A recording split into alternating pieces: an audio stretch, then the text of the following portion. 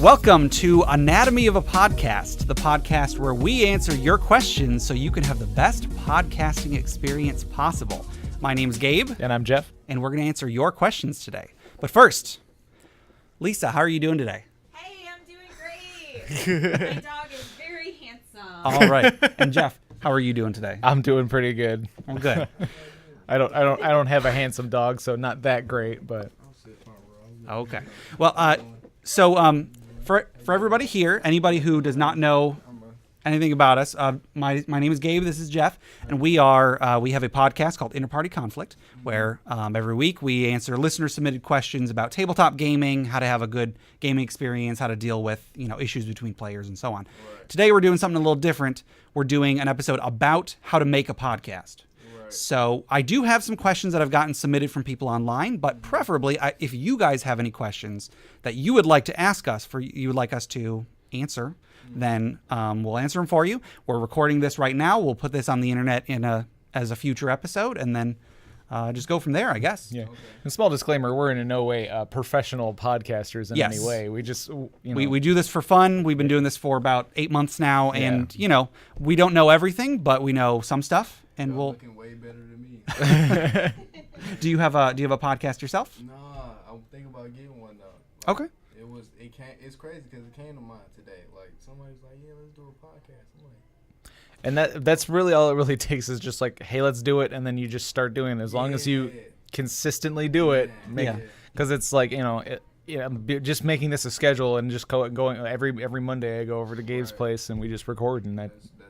Yeah. So, and it's just doing it every single week has been really good. There have been a couple times where we've recorded a couple episodes in case we can't record one week, and then there've been one or two times where we've said hey, let's take this week off, and then when we come back the next week, it's like, what are we supposed to do again? What's our podcast about? It feels like it's been forever. Yes, but just consistency is a really, really important thing. Mm-hmm. It's just. Anything that you do, if the more you do it, the better you're going to get at it, and the more time you take off, it's going to kind of fall by the wayside. Yeah, that's important for yourself, and that's been important for your listeners too. Because if you're not consistent, your listeners are less likely to keep sticking around and things like that. So like even on days, I think the first time we had a major hiccup, like our recording didn't go well. Gabe still was able to put something together just to put something out there, so there was still presence out there. So that nobody missed their normal Tuesday or Dedication day, about to go watch your podcast. Right. So I guess, do any of you guys have any questions that you would like to ask us just to start out? Do y'all do podcasts got to be about gaming?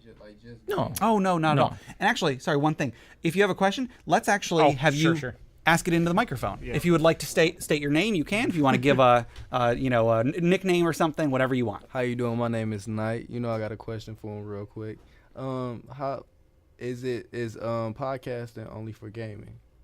Not at all. You can have a podcast really about any topic. Okay.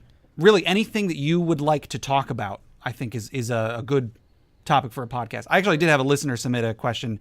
How do I come up with a topic for a podcast? Mm-hmm. I would say the best thing to do is only make a podcast if you already have a topic. Right. Now, I can't fault someone for wanting to make a podcast without having a topic. Mm-hmm. I listen to a lot of podcasts. I have for the last couple of years. Mm-hmm. And I wanted to make a podcast for a long time because I like talking about things that I am excited about. Right.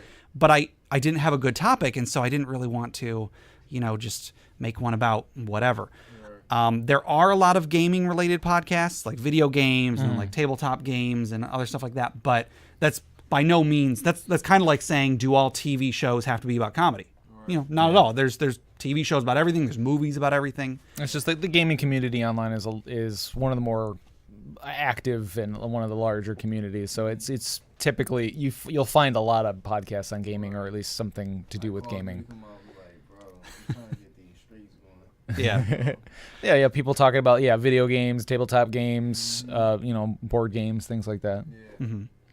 Mm-hmm. So there's literally an endless supply of topics for podcasts. But if you are going to make a podcast, try to have it be about something that you yourself are very passionate about. Or something that you can talk at length at, because I mean, just having the content available for you to talk about, like the more you can talk about it, the more episodes you can put out.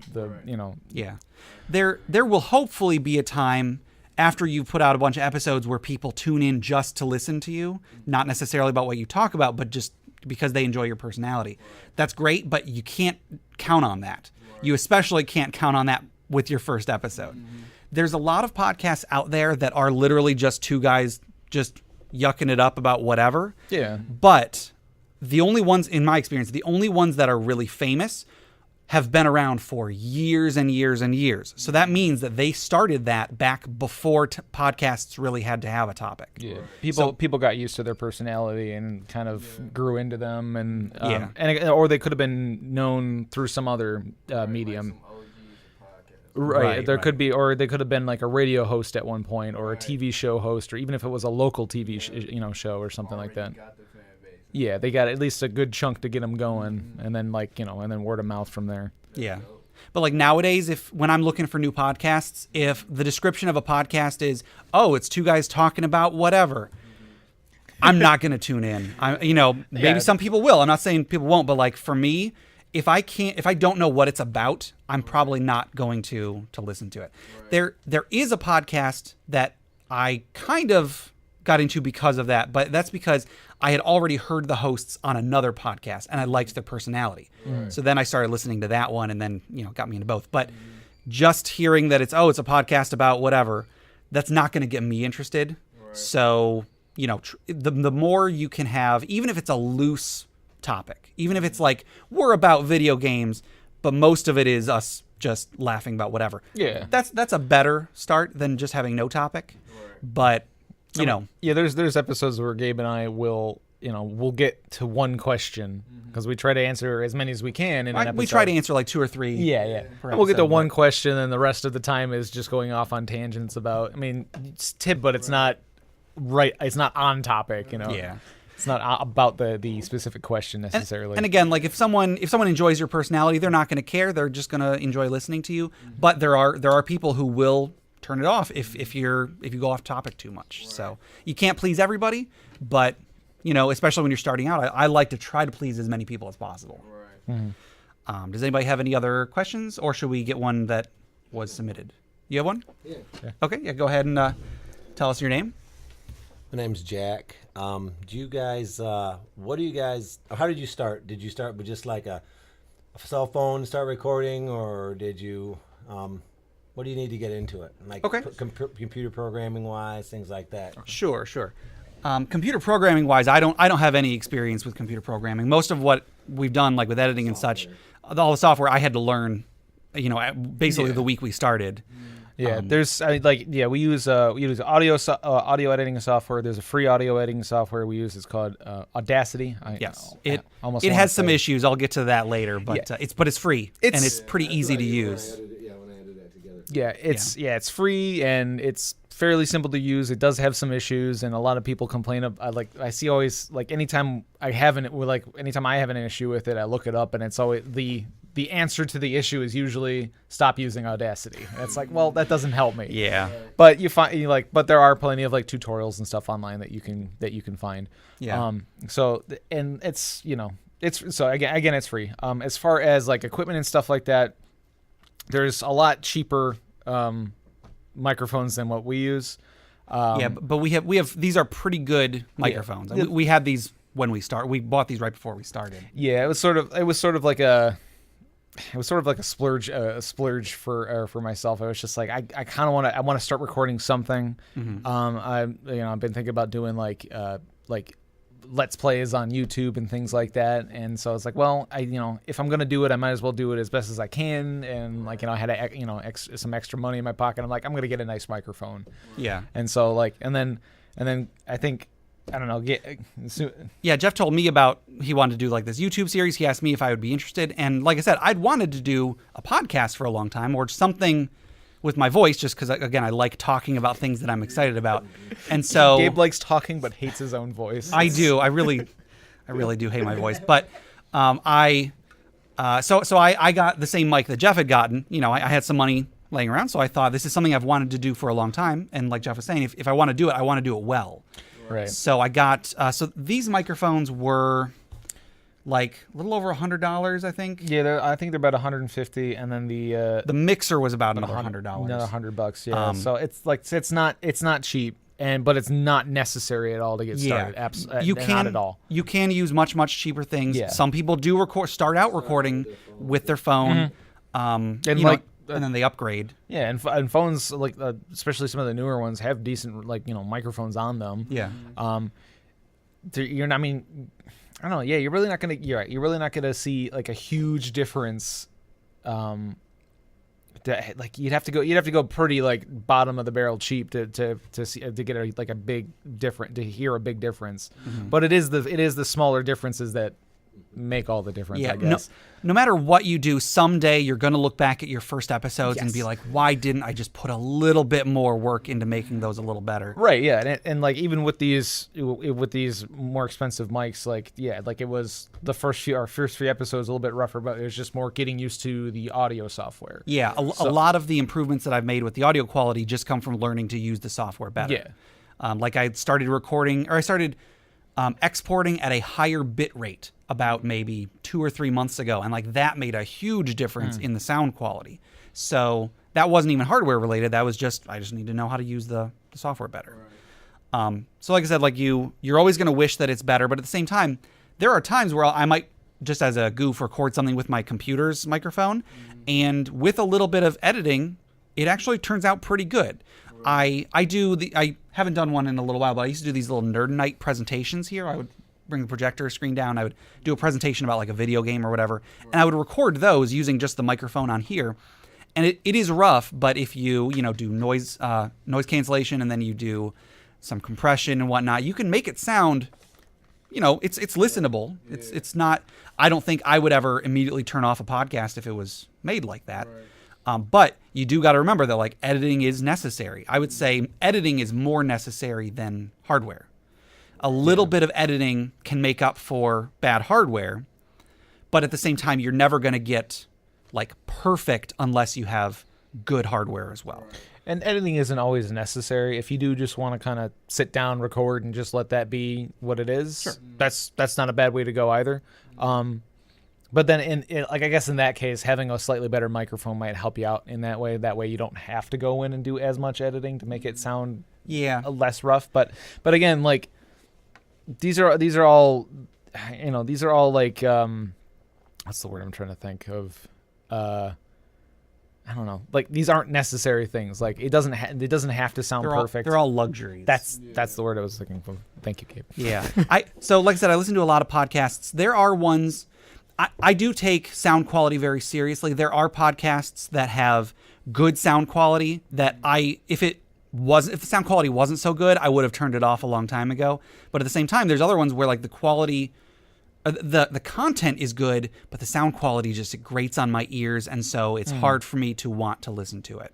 So it's kind of a double-edged sword, but the more work you put into it, the better. There are some podcasts where the sound quality is actually pretty bad, but I can tell they're aware of that and they're still trying. I don't want to hold it against someone if they can't afford a good microphone. Right. Not everybody can. Right. So if they're at least willing to do work to make up for that, if they're willing to, there's a lot of podcasts I listen to where it's an actual play podcast. It's a recording of people actually playing D&D. There are times where they'll put in sound effects, they'll put in like music in the background, and that shows me that they're aware that the sound quality may not be the greatest, but they're still trying to put in the work to make it the better. So I'll at least give them the benefit of the doubt in that case. Right. Any other questions that you guys have at the moment? Carol. Okay. I'm sorry, I said your name. I'll act like I don't know who you are. Hi, this is Carol. I'm just wondering, what is a podcast and how do you access them? All right, that's a good question. A podcast, the easiest way to think of it is it's a radio show. Everybody knows what a radio show is. So it's a radio show that is recorded and put on the internet instead. In fact, a lot of radio shows are available in podcast form. Yeah. They'll either stream or do, they put their episodes or whatever up on the internet. So. Yeah. So if you can think of a topic that somebody would want to talk about, there's probably a podcast of it. So when you, if you're going to make a podcast, you record it, you put it on websites. iTunes it's an app that collects music, music and podcasts and whatnot. So you can get a lot of podcasts through iTunes. We host ours through SoundCloud, which is, you can go and browse SoundCloud for podcasts, but SoundCloud is, I think it's mostly for music. Yeah. I wouldn't necessarily recommend like just going on SoundCloud and browsing for podcasts, but yeah, it's definitely one of the places to find podcasts. So really, like I said, any kind of topic you can think of, if you just went to Google and typed in the topic plus podcast, you would probably get dozens of responses because there are so many podcasts out there. Because unlike radio, there is an unlimited number of podcasts. Like there's an unlimited amount of space. I guess technically there isn't, but there is effectively an endless amount of space on the internet for someone to make a podcast. There's only so many radio frequencies. There's only so many stations. It takes a lot of work to get a radio station going. There's, FCC and whatnot. But on the internet, anybody who has a microphone can record a podcast and put it up. Should anybody with a microphone do it? No, but they can. And so there's a lot out there. A lot of them are going to be bad. A lot of them are going to be really, really good. Most of them are going to be, in the middle. Right. Where we fall on that's up for debate. But with every kind of art form, you're going to find something like that. But if it's put out there consistently and it's, done with enough love, I guess, like you're going to find people are going to find you, and it might not only be a half a dozen people, but they're going to want to listen to you. So even if you're just doing it for that 6 people and it's still fun for you, then you got to keep doing it. Yeah. Yeah, like we do our podcast because we enjoy doing it. Of course, I would love to get rich and famous, like Mark Maron or all of, the people who do like Critical Role or something like that. Yeah. I would love to get famous and be able to get money from it. So far, we really haven't gotten any revenue back, but that's fine. That's not why we're doing it. Right. I would do this if we had, I don't know if I would do it if we had 0 listeners, but even if we continue to get no money in, I still enjoy doing it. Right. But I would like to get more money in because then that would let me justify putting more work into it. I already put a lot of work into this. I would love to get a 3rd microphone so we could have like a guest on every now and then. Yeah. But at the moment, we've each already put in a couple $100s into this, and plus the costs of like hosting and whatnot. So that's another thing that some sites like SoundCloud, depending on how much you put up, will you'll need to pay. You do have to pay after a certain point. Yeah. But yeah. So I would like to put more money into it. I would love to pay to advertise, but I can't really justify doing that at the moment. So yeah, if it's something that you're passionate about, if it's something that you enjoy talking about to begin with, you might want to try doing a podcast, but try not to get discouraged if you don't get as many listeners as you hoped for, if you don't get as much of a response as you'd hope for. We've gotten a better response than I thought we would, not as good of a response as I hoped we would. Sure. Yeah. When we first started, for a while, we would get maybe 30 listens a week for like every time a new episode came out. Between when it came out and when the next episode went up, that episode would get about 30 listens. Yeah, and that's not far off from the number of people we know on Facebook. That's I guess, yeah. And nowadays we get about 100. So like we've gotten better. It is like slowly but steadily getting better. But at the same time, it is tough, and I do put in a bit of work promoting it, going to various websites and so on. So do you guys want me to go into like promoting a podcast and how to try to get more listeners? Go ahead. Okay. Now this is a tough thing because like I said, we don't have a ton of listeners. So if you want to know a quick and easy way to become instantly famous, so would I. I would love that too. But when we started out, I would advertise on Facebook. Of course, all of your friends, tell everybody to listen to it. Not all of them will. Right. And in their defense, when a friend posts something, I don't always listen to it either. So I can't really fault anybody for not blindly following everything that I do. But so I advertise on Facebook.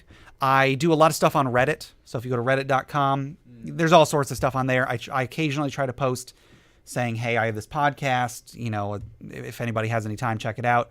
I don't get hugely positive response doing that, but it's the internet. It's the internet. Yeah, Reddit's good because you can create your own subreddit, so that way, if you do start to get some followers, you can have somewhere for them to go to talk about the podcast or whatever. Or if you can, you can post topics and things like that. Gabe puts stuff on the subreddit all the time. Yeah. Every time we have a new episode, I put it up. Yeah. And then the topic itself, so topic of like tabletop games and D&D, that's where Gabe would go to the D&D subreddit and say like, hey, we have this podcast, and and then people can access it from there. But not all subreddits let you just post stuff like that. Yeah. And not all sites not all like message board sites, like they usually have some rules with that sort of thing, or they might have a special section where you can post things like that because they don't want everybody just like throwing out a bunch of I don't know, free publicity or something. Right. Yeah, I do try whenever I'm going to a specific venue. I try to message whoever's in charge and say like, "Hey, is it okay if I post this?" Most of the time they say yes. A couple times I've had them say no, and that's fine. I don't know if I would appreciate somebody doing that without asking me, so I can understand that. So aside from what's that? Exactly. Yeah. So aside from like Facebook and Reddit, Twitter is a really big thing. I've started to get really active on Twitter. Still not as active as I would like to be, but I never used to go on Twitter very much. No. And then within the last couple months, I've been like, okay, I really want to post on Twitter. Try to post at least one thing every day, whether it's posting a new thing or retweeting something somebody else posted. If you think of it this way, your audience is probably on Twitter. The people that you want to listen to are probably on Twitter. So if you can find the things that they are also listening to or things that they are also looking at, and then you can try and show that you are also providing something similar, then you can get them interested. So like if your podcast is about, say your podcast is about, I don't know, the NFL or something like that. Right. If you go on Twitter and you find popular hashtags about NFL, or if you find other people that are posting stuff about the NFL a lot, if you start retweeting that, or if you start replying to things and engaging those people, then people that see them are going to see you too. And then they may think, oh, okay, well, if this guy I'm already following is into NFL, and then this other guy started posting, he's about NFL too, maybe I'll follow him too. Now, the more work you put in, the more response you will probably get. But a huge part of this is kind of just luck of the draw. It's really disappointing, but just creating a good product isn't a guarantee that you will be successful. That everybody grows up thinking like, if I just put my mind to it, if I just do the best I can, I will succeed. To a point, that's true, but think of it this way: if Snooki from Jersey Shore writes a book, which she has, she is immediately going to be more famous as a writer than you ever will, most likely, even if you are writing a much, much better book. Just because she already knows, everybody already knows her, she already has people that will promote her, and so on. So regardless of how good or bad her book is, she already has a bigger audience than you do. So that doesn't mean you shouldn't try to make a good product, but having a good product will only get you so far. A big part of it is just knowing the right people, even if it's something you just came across by chance. It might be that you just happened to tweet the right thing at the right time on the right day, and the right person saw it, and then it blew up after that. That might happen. You might want to just spend all your time on Twitter tweeting whatever, just in the hopes of that happening. It may happen, it may not. But there's no direct science. You can do everything right, and it still won't necessarily go your way. Yeah. Now, I mentioned iTunes is a really big thing to get your podcast out on. They have lots and lots of podcasts for you to listen to. But with iTunes, they have a category that shows up on like the front page of iTunes called New and Noteworthy. In order to be in the New and Noteworthy, there's a bunch of criteria you have to fit. You have to have like a certain number of posts within the first year. You have to have a certain number of people listening to each one within the first year. There's a bunch of things you have to do.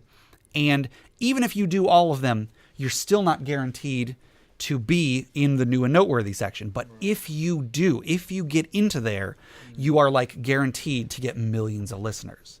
Yeah. So, and not all of them are going to stick either. Exactly. It's just a good place to be if you want a good rush of listeners. Right. And then, 1,000 listeners might turn into 100 listeners, which the next week might only turn to 10 listeners, but those are 10 diehard listeners. Yes. Yeah, it's better to have 10 diehard listeners that will travel across country to see a live show, for example, than it is to have 1,000 listeners that won't.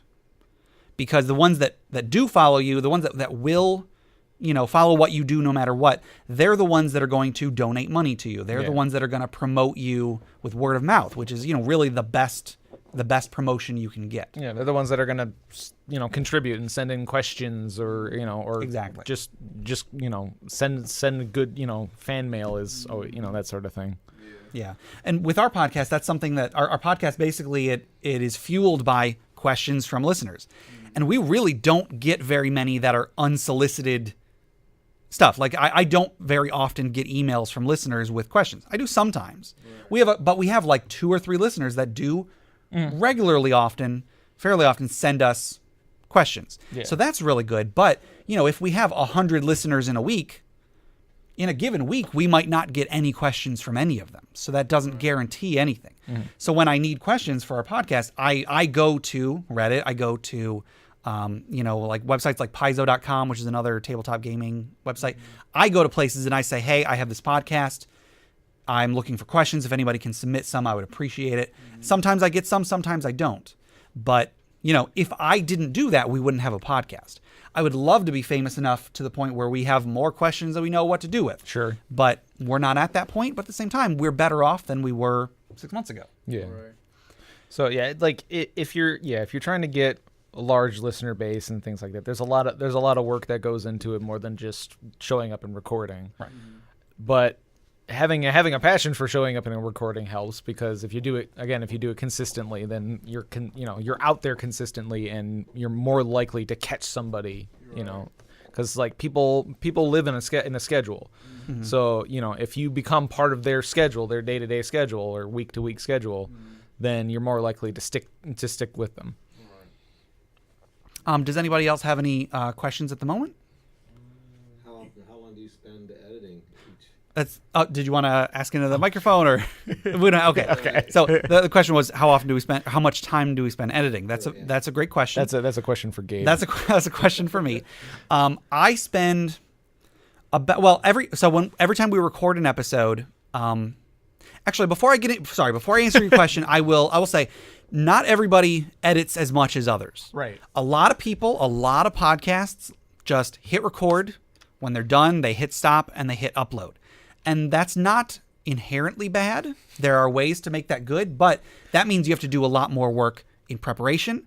That means you have to do a lot more work, like making sure you stay on topic, making sure that you don't, stutter when you speak as much, and so on. There's a lot more work that has to go in to make that pleasing to listen to. Yeah, I don't trust myself to speak well. Yeah, same here. I often will. So when I do edit, I will start listening to the podcast. Like I'll do a few little things I'll get to in a moment to make just the overall sound better. But then I'll start at the beginning, listen to the whole thing, and then when I hear there's like a little bit too long of a gap between one thing I said and another thing I said, I'll cut out a little bit of time, because I personally hate dead air on a podcast. Yeah. If there is like 5 seconds of silence, I'm ready to hit that button to skip to the next track, because it's like there is no reason there needs to be that much silence. Right. That said, I kind of have high standards when it comes to sound quality. Sure, and this goes with the amount of time. That definitely takes a lot of time. Yes. When you're editing, you have to go through the whole thing and find the little gaps and cut each one out individually. Exactly. So if we record a podcast that's an hour and a half of recording time, then that means I have to spend probably 2.5 hours editing, which exactly several times. And because of Audacity, I mentioned that Audacity has issues. There have been far too many times where I've gotten to the end of a podcast editing, and I very stupidly did not save it between when I started and when I got near the end, and then I did something wrong, and the whole thing was lost, and I have to start over from the last time I saved it. So Gabe keeps a different schedule, and I work during the day. He works during the night, and so he's up later than I am, and so he'll be up late editing, and so I'll be just about to go to bed, and I get a text from Gabe saying, I have to have to start recording all over, or not recording, editing. Start editing all over again. Yeah. Yeah. Thankfully there's only been I think once where we like completely lost something. Yeah, and that was the one where I had to just put out a different episode instead. Yeah. Yeah, so one time that was an issue where for some reason the recording itself, like the master file that I keep, was unusable. Yeah. I don't know what happened, but our voices sounded like static the whole episode. It sounded. I have no clue why it happened. It was but the weirdest thing. There was nothing I could do about it. So in that case, I had to scrap the episode and then record myself. I had to record something else so I had something to put out. Right. But yeah, other than that, like I might get most of the way through an episode and then it crashes or something, and that is my own fault. I need to force myself to save every like 10 minutes. Control S. I guess, yeah, because then the most I'll ever lose is 10 minutes worth of work. Right. But it can be very time consuming the way that I do it. I don't assume that most people have the amount of time to edit that I do. And I guess that's one of the reasons why I feel like I wouldn't want to do more without getting money in, because I spend a lot of hours doing this, and so it's hard to be motivated to put more time into it if I'm not getting some sort of revenue back. But then again, I'm choosing to do that much editing. I could very easily just hit record and just put, or even just do like a little bit of editing and then throw it out there. But yeah, it's like your passion for doing podcasts, and then you pushing yourself to make the best you can. Like right. You're kind of trying to find that balance there without exhausting yourself. Yeah, I don't ever want to put out a product that I wouldn't be proud of. So, not everybody feels that way, and I'm not saying that's wrong. I'm not saying anybody is bad for not feeling that way, but that's just my own personal work ethic. And so, yeah, I don't like putting something out if I know I could have done better. But yeah, so we record usually on Monday, and then I put out an episode on Tuesday. As of a couple of months ago, we're like one episode ahead.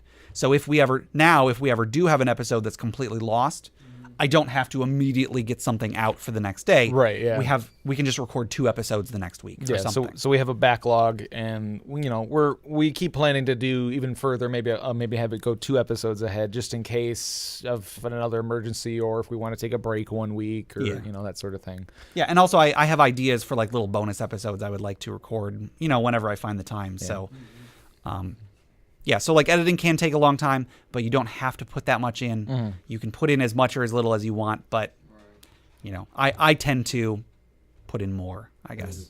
Sound effects and stuff. It is, yeah.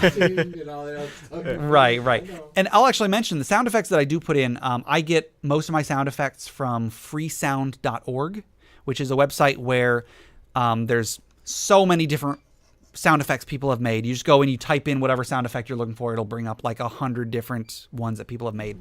And then that particular site, there's rules on like what you're allowed to use them for. Most of them, you can even use them. You could use a sound effect somebody made even in a way that profits you. Like you can make a commercial and put somebody's sound effect into it, as long as you notify them, hey, I'm putting this in a commercial for whatever. If you have a link, you can provide them a link. But if that's not the case, there will be like a little thing saying what you can use it for and what you can't. Because you can't just like take a song. Like if you have a CD that you got at the store, you can't just put that song into your podcast, because then that's copyrighted. Right. You would have to get some sort of permission from the owner or whatever. So I think there's some leeway there if it's not monetized in some way, but I'm not 100% sure on that. Yeah, and it depends on what you're doing. Like if you have a podcast that I think if your podcast counts as like a review podcast, you're allowed to use content from the thing you're reviewing. I think there might be some rules on like how long a clip of music could be or something like that. But that's again, we're not professionals. We just do this for fun, so we don't know all the rules. Right. So are you like low tech DJs or high tech ham radio operators? I'm old, so those are the 2 things I grew up with, and you guys are not. We're mid tech nerds. I don't know. There you go. I guess. Yeah. We're just guys that decided to get a couple microphones. Went maybe a little overboard with the microphones. Yeah. But I mean, it turned. The sound quality is pretty good, so we're happy with that. But but I mean, just recording what we do, which is play tabletop games. Pretty much, yeah. Yeah. Does anybody have any other questions at the moment? If not, I have some questions from listeners that I can. Where did you get the microphone We got these from Guitar Center. Yeah. I was just trying to find some I hate ordering things like this online. Like there are a few things I'll order online, but when it's a expensive piece of tech, I want to be able to walk into a store and this isn't an advertisement for Guitar Center in any way, but I mean, because like I'm not a music guy at all. Yeah. I grew up listening to things like Weird Al. Like I don't. Yeah. So I don't know like many bands or anything like that. But anyway, but yeah, Guitar Center. I just went into the audio section, was like, hey, I'm looking to do a podcast. And they're like, oh, you should look into this type of microphone. I'm like, okay. And then I looked at my price range and went a little above it and then said, okay, this is good. Yeah. These ones in particular are, they're called condenser mics. I think they're large diaphragm. Their technical is the large diaphragm condenser microphone, I think. There's a few different types that you can go with. And then like you can, and there's plenty of like USB microphones that are like you literally just plug them into your computer and record off of them. And there are some nice high-end ones that are like in like maybe as high as $100, but you'd be looking in like the somewhere between like $30 and $100, somewhere in that range if you're looking at just plain USB. These ones actually need a some sort of controller or monitor to plug them into.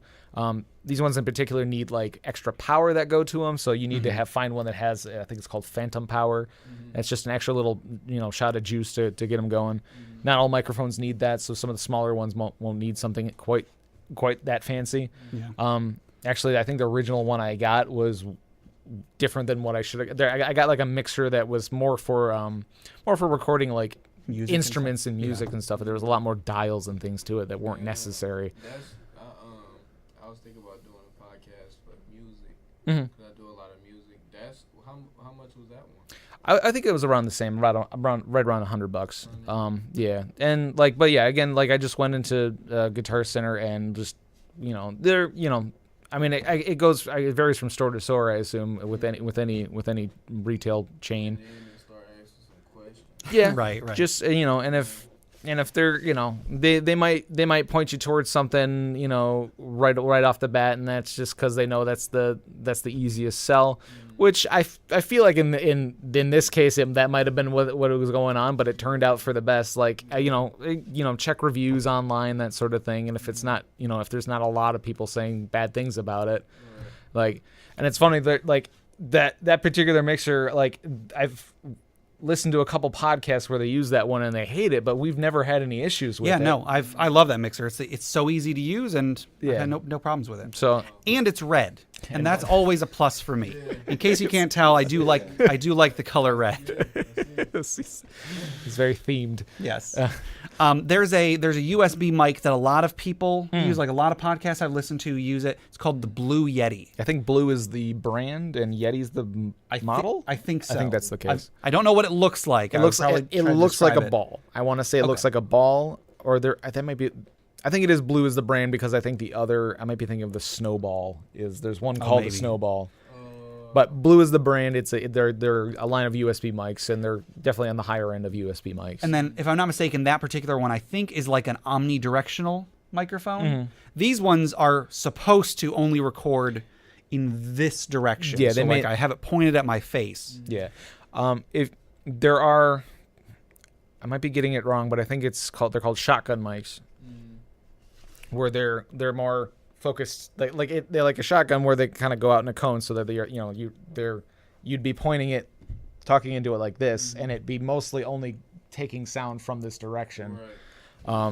But yeah, there are some like more omnidirectional mics where it's going to pick up like everything. And those would be better for if you don't want to get a mic for each person. Yeah. You can just have everybody sit around it, and then in theory it would pick up everybody and still sound good. Yeah. It would also pick up computer noise, air conditioning, things like that. But those are things that you can quiet those in the editing, and it's not too difficult. You might not get it all gone, but you at least make it so you can like hear everybody. If it's okay, does anybody have any more questions they would like to ask at the moment? Actually, real quick, I gotta go, guys. Okay. But I host Comic Cons. Oh, okay. The state, and I don't know if you guys ever do a live broadcast or whatever. Sure. Yeah, I saw your presentation you did here. Yeah. Yep. I'll have to check that out. Yep. Do you want to say it in the mic and let our listeners know? I always take free Is advertising. that cool with you, Jeff? So what's your guys' name? What's My your name group's is Gabe, and this is Jeff, and our podcast is called Interparty Conflict. Interparty Conflict. Yes. All right. Well, yeah, I mean, it's yourcomiccon.com is my website. I'm on 5 universities this year, 9 cities in Michigan, 11 different shows. Okay. So, yeah, we're definitely all. But, yeah, I love live broadcasts. I did a show a couple years ago that I had like 4 broadcasters or 4 podcasters in a row, and I just hopped from one to the next. We did interviews, and one guy broadcast at 1:00 and one guy at 2. So Okay. Yeah, if we're ever interested in doing like a live episode in an actual venue that isn't free, I guess we'll let you know. no problem. Well, it's my venue, so if you guys help me out, it will be free. So. All right. Well, I'll send you an email then. Thank you. Thanks for coming. All right. Does anybody have any other questions at the moment? Okay. Then I have a question. There's another podcast that I listened to that actually was one of the inspirations for our format.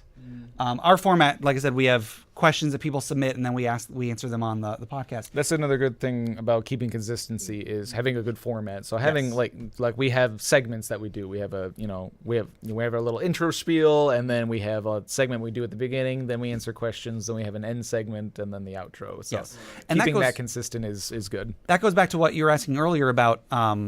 It doesn't have to be about a certain topic. I was saying that like a lot of podcasts I hear about that's like, oh, it's just these 2 guys talking. If I heard it's 2 guys talking, but they start out talking about this one thing and then they do like a little game or something, if there is some sort of structure to it, I'm going to be more interested in listening to it than if it's just talk about whatever. Right. Even if we have the same subject matter, if it was we're just talking about D&D for an hour, that would be a lot less interesting to me than like we do this and then we do this and then we do this. Yeah. So anyway, this other podcast is called Happily Never Equal. It's a relationship advice podcast. I started listening to them just because they were just starting out about the same time we were starting out, and I was interested in hearing other new podcasts. And I don't listen to them every week, but every few weeks I'll go and listen to all their episodes up until then. But they were asking, I've got my audio recorded and I'm staring at it in the editor.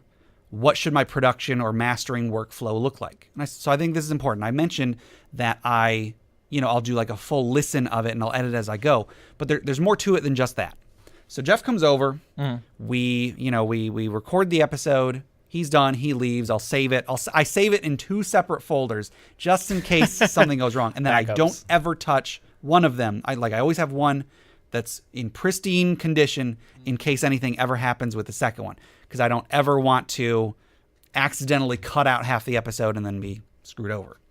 So I save it in 2 different folders, and then whenever I start to edit, I sit down, I open it up in Audacity, and then the first thing I do is I do a noise reduction.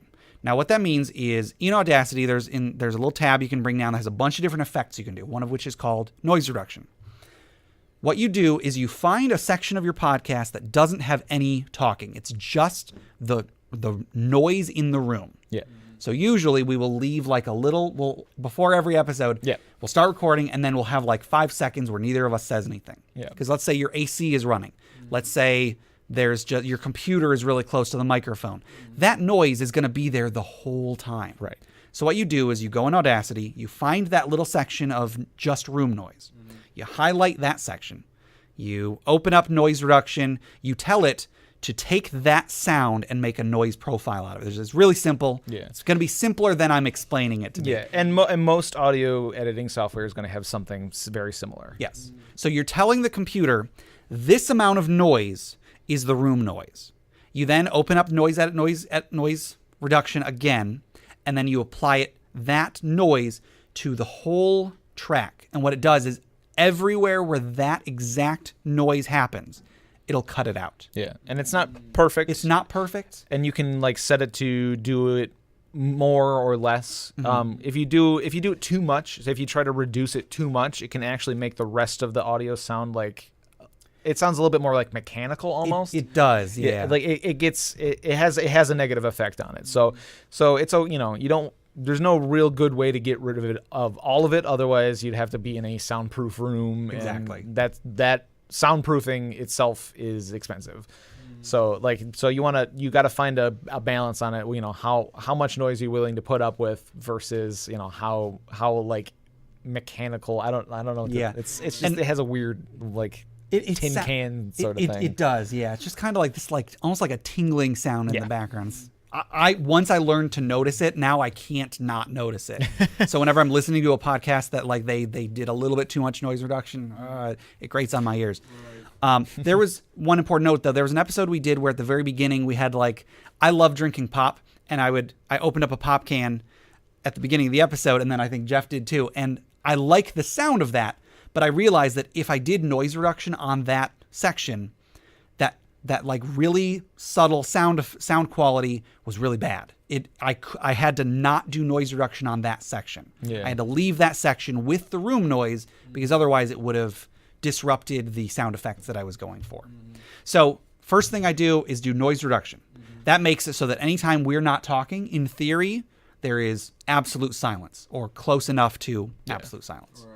The next thing I do is compression. That's another thing in the drop-down window on Audacity, or I presume every audio program is major. It's a similar thing. You just highlight the whole track and you hit compression, and there's different settings, but with Audacity at least, the default settings are good enough. With this, like I would just go with the default settings for the most part. Like if you really want to get into the specifics of like, there's ways to customize the profile of compression and things like that. I have no idea about any of it. Exactly. But it's out there if you want to look it up. So what compression does is it basically makes all of the highest points are a bit lower, and then all the lowest points are a little bit higher. So like I tend to mumble a lot, so some of my recordings are going to be a little bit lower. Gabe speaks much. I don't want to say louder. I project a bit more. He projects. He's a theater guy, so he's used to it. So I mean, like, so in order to make it so it's not like you're not getting deafened at one time, and then you're straining to hear the other guy. Right. It kind of levels it out, so it brings me up and brings him down a little bit to right at the level, so that you're not adjusting your volume knob like while you're listening to it. Right. And also it can just help you to always have a consistent volume level for your podcast, because a lot of the time I'll be listening to a bunch of different podcasts in a day, and there might be one where it's really quiet, so I have to like turn my MP3 player up. But then the next one comes up and it's way too loud, and so I have to actually on SoundCloud, like the little timeline is actually a little wavelength almost. It's not highly detailed. What that is? Yeah, and I've noticed on ours it's pretty like it's high at the beginning with the music, and it gets and it's kind of stays pretty steady throughout, and then gets high at the end for the music. Gotcha. But then you'll see other ones where it's bouncing up and down the whole way. So you do a good job at compressing. Thank you. Another thing I did for a while, but then I recently stopped doing. I've noticed that because as Jeff said, I project a lot more, and whenever we're recording at home, we're kind of facing each other. I noticed that whenever I was talking, it sounded like there was kind of like an echo, or my voice just had a little bit of noise behind it. The reason being, Jeff's microphone was picking up my voice, even though they're supposed to be pointing, in a given direction. Right. There was still just a little bit of it was getting through. And so I was trying to find ways to fix that. And one thing that was recommended was something called a noise gate. It's not something that is inherently part of Audacity, but I was able to add it to Audacity. Yeah, there's plugins you can download for it. It's a free piece of software, so a lot of times it's not going to have as many as the tools as the professional ones, but people will go and make a version of that tool and make it, and add it to it. Yeah. And so what I did was a noise gate, you select a big section of the audio, and then a noise gate lets you set like a minimum volume minimum volume. Anytime the sound coming through is below that minimum, it cuts it out entirely. So let's say there is room noise that I can't cut out entirely, but I know that whenever that noise is there, it's really, really quiet. It's like below, 5 decibels or something, whatever that is. I tell it every time something is below 5 decibels, make it silent or reduce it by half or whatever. And so in theory, that makes it so that whenever I'm talking, I can cut it out automatically, so that because my voice will presumably be quieter than Jeff's voice. However, that's not always the case. Sometimes I am louder and Jeff is quieter. And so what ended up happening was I would apply the noise gate to all of Jeff's track, and then I would have to go through his entire track, and have the original track nearby so I could cut out sections and put it back in, because sometimes it would cut Jeff out too. And that ended up being so much more work. Yeah. That's going step by step in an hour, sometimes hour and a half long recording. And eventually I figured out that I started exporting the files at a higher bit rate. And that actually turned out to be the bigger problem. Once I started doing that and made the overall sound quality better, my voice on Jeff's microphone didn't bother me as much. So I haven't been doing that anymore. But for some people, I could definitely see that being something necessary, as long as they can make it so that it's more consistent. Like if both people are talking at the same volume all the time, it would be much easier to cut out, stuff with a noise gate. Yeah. So noise reduction, compression, possibly a noise gate. Those were the 3 things that I would do. Once I've done those, then I have our intro music saved as its own file. Copy that over at the beginning, line it up so that we start at a point in the music that sounds good. Then I go through the episode. Like I said, I listen to it. I cut this point out. I cut this point out. Anytime like one of us has to like look something up on the internet or whatever, I cut that out, because the audience doesn't need to listen to that. Right. I understand some podcasts want their podcast to sound more natural. They don't want it to sound very edited. And although I do try to edit it as quote unquote naturally as possible, I still, if there's something that I don't think people would want to listen to, I cut it out. Yeah. Because, people are here to listen to us talk presumably about our topic, and not, they don't want to hear me cough. They don't want to hear when my phone rings in the other room and I have to go and turn my phone off or something like that. Nobody wants to hear that. So I try to make it so that when you're listening, as much as possible, you're hearing what you came for. So I go through, listen to all of that. I have a couple segments where I bring in additional music just for that segment. I have those saved on a separate file as well. And then when it gets to the end, again, I have our outro music saved as a separate file, but that was a bit harder because I never know exactly when to have it come in. Sometimes I might, because I do a little thing at the very end of our episodes where I say where our theme music is from, which I got permission to use that, but I still like to credit the original creator. I like to have our music come in at that point, but we don't always immediately end after that. Sometimes I'll say it and then we'll talk a little bit more and then end the podcast. Yeah. So I have a little file that is much longer, and then I cut out however much I have to so that it comes in at the right time and then goes out at the right time. So altogether, it is a long process, but I'm happy with it. I do very much enjoy editing the podcast. When I start editing, I sit down on a Monday night with a glass of pop or something, and I sit back and I edit it, and it's a lot of fun. I do enjoy it, and then it's really frustrating when Audacity crashes and I lose it all, but I still enjoy putting out a good product. So yeah, it's a good project. Yeah. Another question that I have is, sorry, I should have picked a good one. Okay. How and when should I have guests on my show? We've only had one episode that has gotten released yet where we had a guest. And there's another podcast in Michigan, actually, over by Frankenmuth. There's a podcast called Crit Academy that is very similar to ours, similar subject matter, kind of similar format. I found out about them because there's a mutual listener that told us about them and told them about us. Right. And so I became friends with them. We actually just had a barbecue yesterday, and the host of that podcast came, and we got to meet him in person for the first time. Right. So we had him on as a guest a few weeks ago, and then I was a guest on their podcast actually right before that. When you're going to have a guest on, there's some things that you need to consider. The first is probably like how you're going to record both of you. Yeah, is it going to be in person or over the phone or something? Whenever they record guests on their podcast, they record it through Skype. So like their computer is recording the Skype call. Now, when you do that, there are some things that can be bad. Anytime you're talking on Skype, there's inherently going to be a little bit of a delay, which can be really frustrating, especially because I tend to be really passionate about what I'm talking about, and so I probably end up talking over people much more often than I should. And so with that little bit of a delay and the fact that I'm not able to see that they're about to start talking. Yeah, you don't have the facial cues or anything. Exactly. So it can lead to a lot more awkward pauses and so on. So if you're just recording the Skype call, then it's harder to cut those out. Also, the sound quality isn't going to be as good coming through Skype. Even if you have the best microphone in the world, Skype is still Skype. Yeah. There's still a limited bandwidth that they can use to get it through. So what we did when we had this guy Justin on our podcast, it's in the industry, it's called a double ender, apparently. I found that out because a friend of ours looked it up and told us about it. We were like, that can't be what it's called. And then we looked and we've seen the term used a couple times before. So what it is you basically have each side record themselves independently. Right.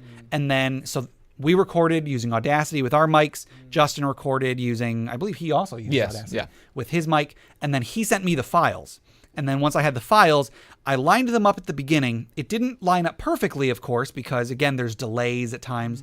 But because I'm already going to be going through the whole podcast, I can easily, if like I said a joke and Justin laughed 5 seconds later because of the delay, I can just cut out that 5 seconds. And then it sounds like he laughed right after my joke. My joke sounds a lot better than it actually was.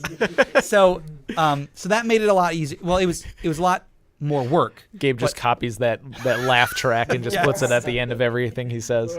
Yes. So the sound quality was a lot better, but it was a lot more work as a result. So as far as getting guests on your show, I forgot to mention that's a really good way to get more listeners. If there is someone who creates a product that already has a following, if their following is not the same as your following, if you have them on your show, you get those listeners, and then they get your listeners as customers. So it helps both of you. So if you are going to make a podcast and there are other people who create products similar to your topic, or somebody else who has a podcast, try and arrange them coming on your show, you coming on their show, or vice versa, because it will benefit both of you. Right. If there is a celebrity, I guess, who is affiliated with your topic, if there's any way that you can convince them to be on your podcast, that's another way to do it too, because fans of that celebrity will listen to you. Right. Exactly. And that might get you 1,000 listens or something like that. But in that case, you might only get 1 to 10 diehard listeners out of it. But that's still 10 that you didn't have. Right. So yeah, like find other people who are creating products similar to what you're going for and try to collaborate with them so that you can both work together. Ever since we started collaborating with Crit Academy, I can guarantee you that we've gotten a noticeable increase in our listership because of it. And I hope they have the same, but they already had a much bigger listenership than we did. True. So I mean, they might have gotten a little bump. Maybe. Probably. So, try and contact people if you're afraid that someone might be, I mean, when I say celebrity, I don't necessarily mean like a movie star or something, but somebody who is more well known in the field than you are. Send them an email. The worst they'll say is no. If that doesn't work, ask them if maybe they know of anybody else who might be interested in being on your podcast. Yeah, they might know somebody who's looking for a place to try it. Exactly. Try something out. Another way is again, if they're creating a product, see if they are willing to give away part of their product as like a sweepstakes. So if you can have a contest on your podcast so that when listeners tune in, they might have a chance of winning something. That's going to get more people to listen. Free stuff goes a very, very long way, and it doesn't matter what it is. Yes. Free stuff is always good. It could be a very small thing. It could be something that is normally free and found free on the internet, but like if you're giving them access, special access to it, it could be, that can make a little difference. Yeah. I mean, you don't want to be like scamming people and just giving out free stuff that they can find. It's like, we'll give you a free link to Wiki. Sure. So that's another way to try and get more people is to have some sort of a product or something that you give out. And if you can get a guest that is willing to give out a product of theirs, then that will most likely benefit both of you. Does anybody we're getting pretty close to the end. Does anybody else have any questions that we haven't answered before we finish out? Trying to see if there's any other questions that we had that would still be good to listen or would still be good to talk about. What about the cost of putting out? That's a good question. Okay. So whenever you make a podcast, you're going to have to get it on the internet somehow. There's a few different ways of doing that. Some ways are free. Some ways cost money. But generally speaking, the ways that cost money will get you better results. Not always, though. Yeah, you're going to get a little bit better exposure. But Exactly. You can just take your files, convert them into a video file, which you can do with free programs. I use Windows Movie Maker, I think. Sure. If you can take your audio file, turn it into a video, even just a video with a blank background or just like a picture of your logo or something, put that on YouTube. You're not guaranteed that people will listen to it, but if it's there, more people will listen to it than if it's not there. So that is a free way that you can get it out. Now, I'm trying to think if YouTube has limits on how much stuff you can put out. Not really. Okay. There are some limitations, but they're fairly easy and mostly free to get over. Like there's like I think you just have to like register emails and things like that. You have to establish yourself as not a Not a robot. Exactly. Like you basically have to click the "I'm not a robot" button, but once you do that, like, because I think it's like a limit of 15 minutes. Okay. But once you've basically stated that you're not, like some sort of malware or adware sort of thing trying to just put out ads or something. Sure. They're like, okay, now you can post however long you want, however many you want for the most part. I don't think there's any limit. Okay. Yeah, I don't think so, because we've got all of our episodes on YouTube, and I have not paid YouTube or Google anything. Right. So you can put stuff on YouTube for free, and anybody can go and listen to it. So if you're looking for just like the cheapest way to do it, that's the cheapest and best way to do it without having to pay anything and without having to like get any sort of hosting. Right. However, if you were to we use SoundCloud. SoundCloud, like I mentioned, is a site that people upload music and on podcasts and stuff. If you're just putting like music up, you can do it for free, but once you get past like 100 minutes of total content, you have to start paying. And with SoundCloud, I want to say it's around $100 for the year. And, that's not that much, about $10 a month. I'm willing to pay that much. Right. But SoundCloud doesn't give you all of the features some other places might. Now, just one more thing. If you, when you get something like SoundCloud and you have your stuff put out on there, they will give you an RSS feed. What that means is basically it's just kind of like a bunch of computer code that tells whatever computer is reading it, there's this file, and then there's this file, and then there's this file, and so on. You yourself probably won't do much with an RSS feed, but if, for example, you want to get your podcast on iTunes, you have to submit the RSS feed. So when iTunes gets your RSS feed, that gives them the information they need to copy what you have on SoundCloud onto iTunes. So now whatever you put on SoundCloud will show up on iTunes as well. Yeah, RSS feed, as far as I understand it, is basically like a language that a bunch of different software and like websites share. Yes. It's just a very easy way to embed videos and like audio and stuff like, just files in general between different sites. So you might have an app on your computer or your phone or whatever where you enter the RSS feed link and then it automatically downloads new episodes whenever they come out. So like that can be really useful. We've gotten on like Stitcher is another podcast aggregating service, and I gave them our RSS feed, and now our podcasts show up on there too.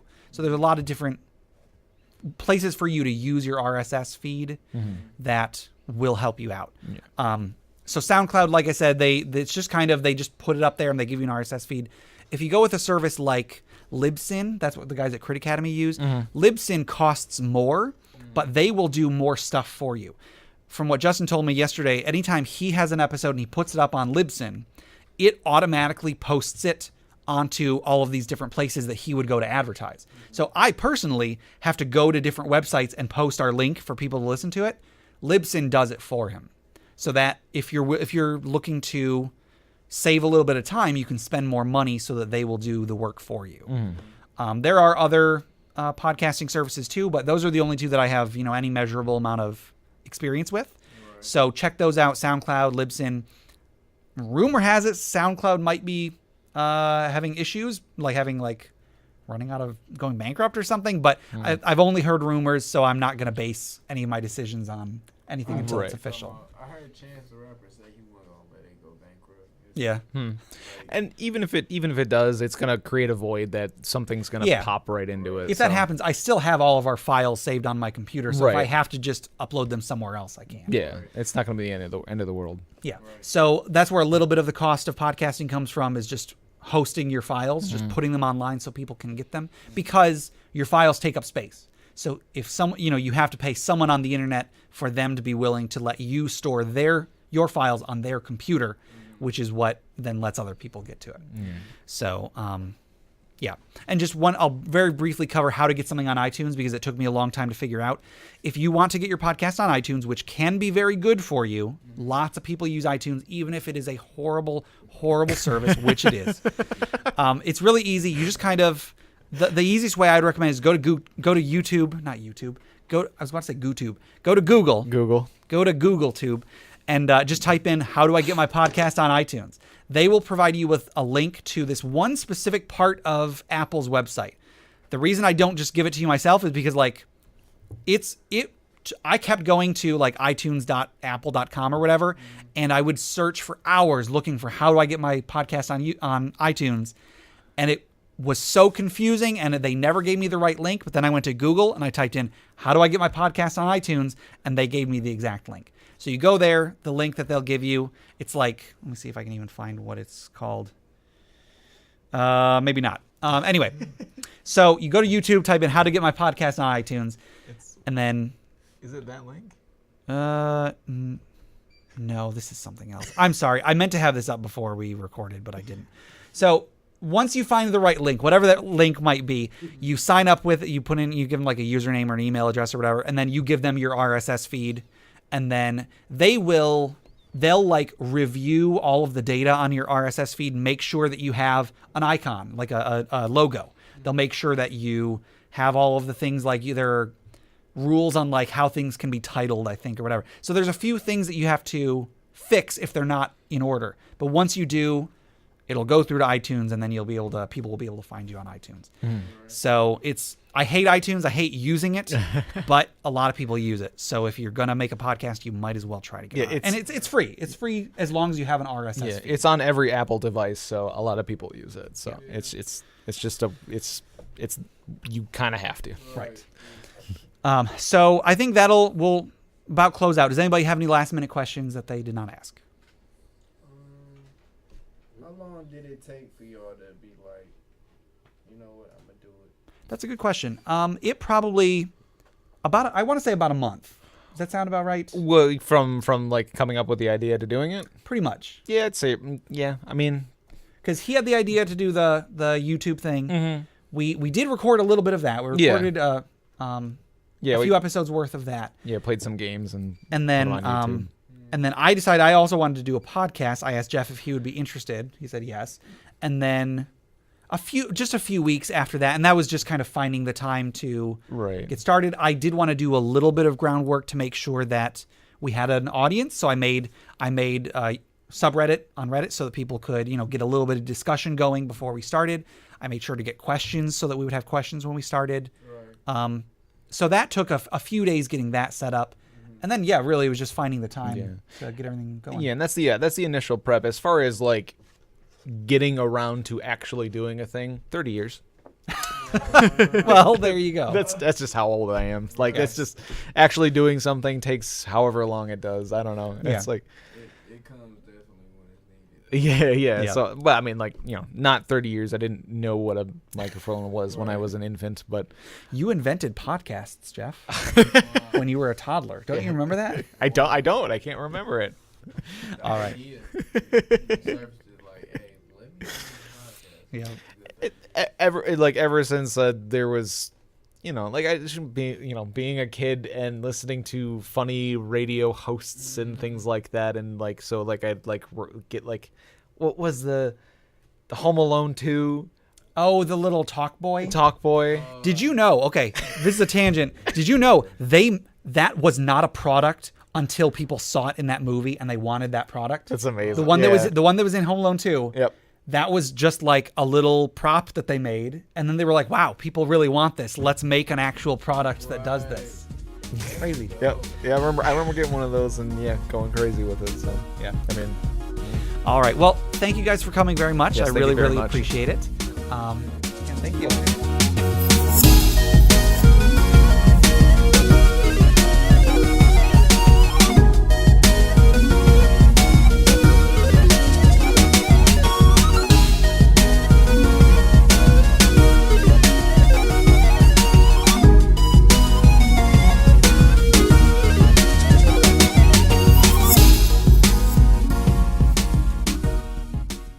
Just now. Oh shoot.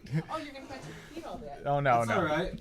All right. That's why I came, because you guys are awesome. Well, Thank you. Thank you very I much. really appreciate that. As a matter of fact, we had a my party.